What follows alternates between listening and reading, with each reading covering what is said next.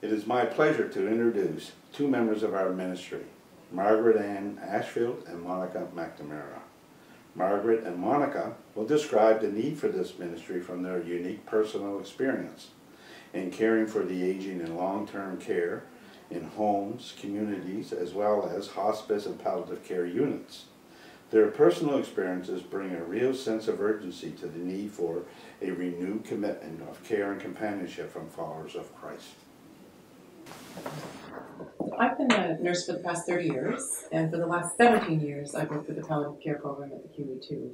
Most of my experience has been with the sick and the dying in the last weeks to hours or days of their life. Providing hospice and palliative care is so much more than providing end-of-life care to somebody who's in the last hours of their life. It's more than just managing the pain and the physical symptoms. Palliative care really strives to provide spiritual, psychological, and physical care to somebody who's facing a life-threatening illness, and support their family as well. Realizing that a cure is no longer possible, we try to ensure that the dying person is as comfortable and lives as fully as they can for however many days that they have left. Palliative care really doesn't have a time frame. Introducing palliative care into early on in the illness, lots of people will think, oh no, death is around the corner. There's a really common misconception in the medical world that when palliative care becomes involved, that means I'm going to die soon. It's not always the case. Involving our palliative care team means that you've got more resources. You're open to more supports, better coordination of care within disciplines in the community, social work, spiritual care, occupational therapy, physiotherapy, better pain and symptom management. We do a lot of counseling, we do advanced care planning, and we do lots of discussions around goals of care. Lots of times families want to know what they're facing in the next weeks or days or even months, and very often it's the palliative care team that can tell families exactly what it is that they're looking at. I've spent a lot of hours at bedsides of patients that are dying, and I've heard their fears and their expectations of what death is going to look like. And some people do want to spend their final hours alone, but most people I've found like to have somebody with them. Just having somebody at their bedside, providing a presence, knowing that there's somebody there can make a real difference in somebody's final hours. As nurses on our unit, we try to ensure that no patient ever dies alone. Sometimes families can't be present, whether for any reason, any number of reasons. And so we try to be sure that we have either a staff member or a volunteer there if we can do it if possible. Last week, in fact, I had a gentleman who was dying and his wife couldn't be there. She just wasn't able to go through that with him. And one of our chaplains freed up his day and spent his day at the bedside so that she could go home with the comfort of knowing that somebody was with her husband, and he could die knowing that his wife wasn't going to be burdened with watching him die. It was really, really special. Most people don't want to be a burden to others, especially their family members. And today, families are spread so far and wide that, both spouses are working full-time jobs, trying to raise their family. Never mind, they have an elderly set of parents who've been caring for each other all along. And if one of those parents becomes sick and starts to die, the first thing they'll say is, my kids have lives of their own. I can't ask them to do this, to look after me. And, they don't want to add more stress to an already burdened children. Often it's not financially possible for adult children to take time away from their jobs to care for their parents. And sometimes it's really even stressful for them to find time to come in and visit. And just knowing that you've got somebody who can be at that bedside and say, this isn't a burden, right? Your life is worth it, you're valuable, and we want to have somebody with you for this. That's just such a gift, right? That people are made to feel special just because God made them. And I think this is one of the reasons why sometimes people will choose the easiest route possible to death, because they don't want to burden their families and they don't want to cause unnecessary hardship to their children.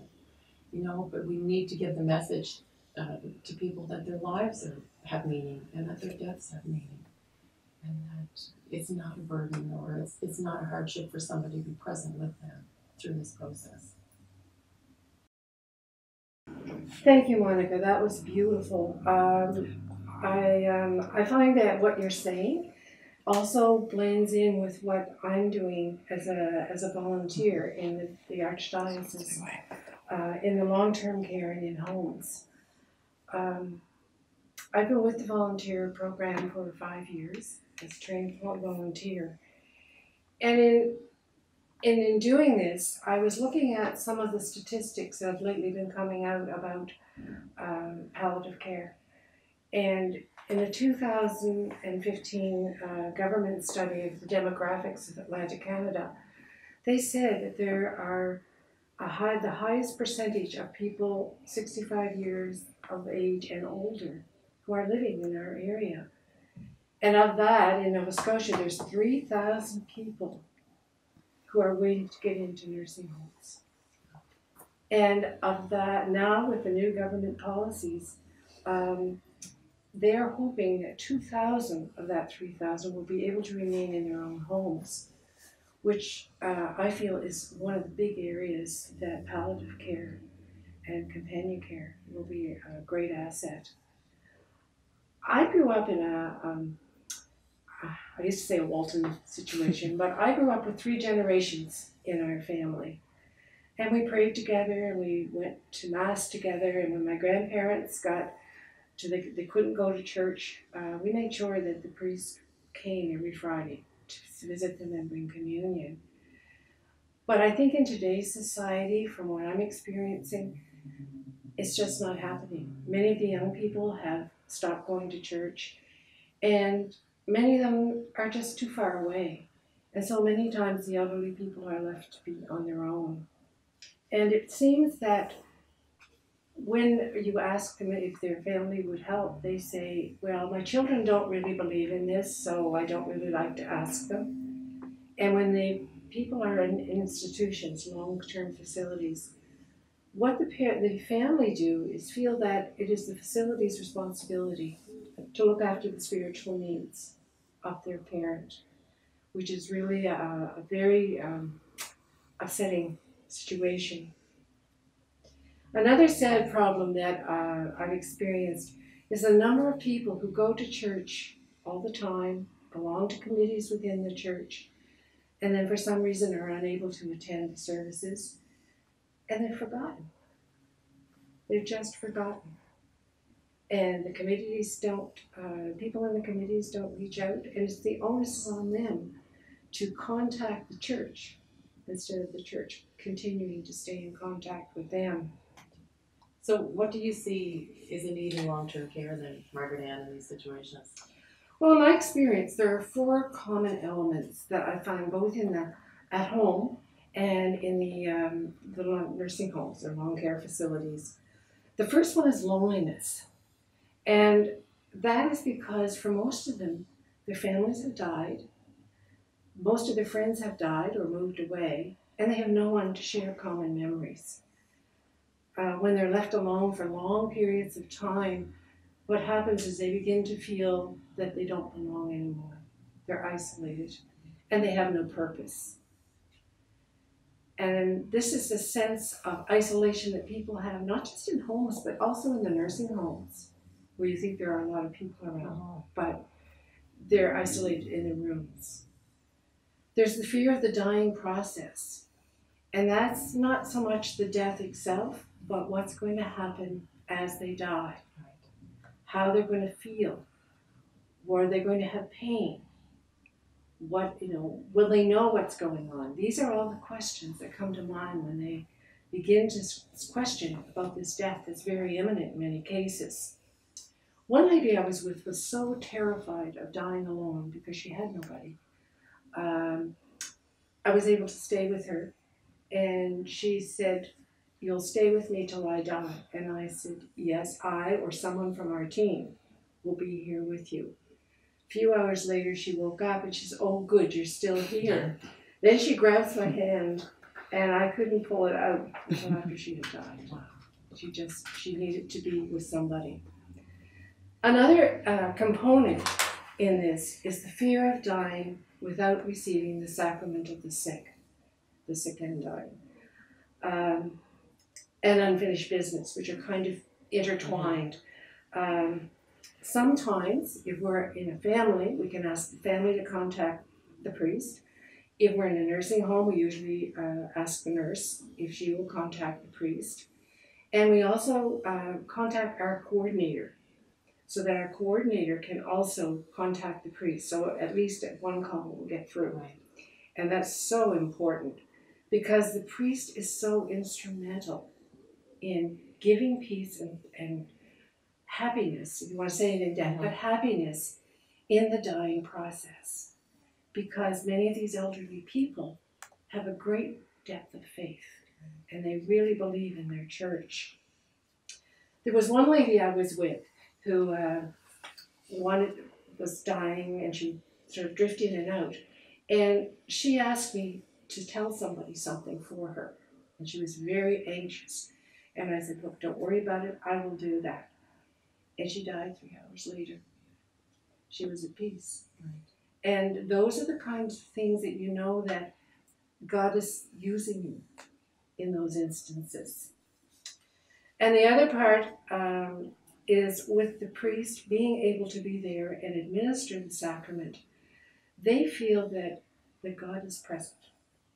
When the priest comes, they feel that God is present to them. And they have I've seen so many people, their whole body just relaxes when the priest comes.